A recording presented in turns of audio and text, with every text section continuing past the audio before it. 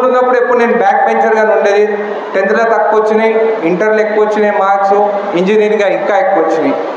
నా కొడుకు మొన్న అడిగిండు, టీచర్ ఎప్పుడు నన్నే క్వశ్చన్స్ అడుగుతుంది, నేను అడిగేదా అని అన్నాడు. నేను అన్నా, నన్ను ఎప్పుడు టీచర్ క్వశ్చన్స్ అడగకపోయేది, ఎందుకంటే నేను ఎట్లా ఆన్సర్ చేయను కదా, నిన్నెందుకు అడుగుతున్నారంటే నువ్వు ఎప్పుడు ఆన్సర్ చేస్తావు కాబట్టి నేను క్వశ్చన్స్ అడుగుతున్నాను.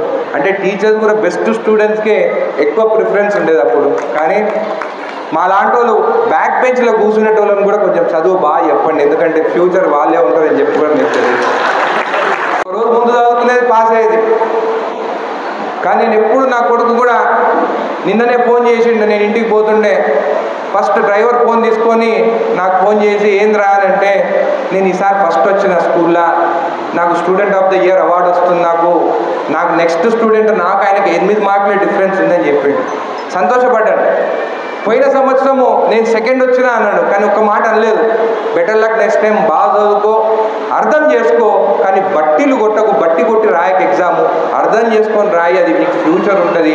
నేను మాత్రం నిన్ను రాజకీయ వారసుడిగా నేను తీసుకురాను, రాజకీయం వద్దే వద్దంటున్నాను నా పిల్లలకి కానీ మా అన్న కొడుకు కానీ ఎవరికైనా కానీ, బాగా చదువుకోండి, 10 మందికి ఉపయోగం పడే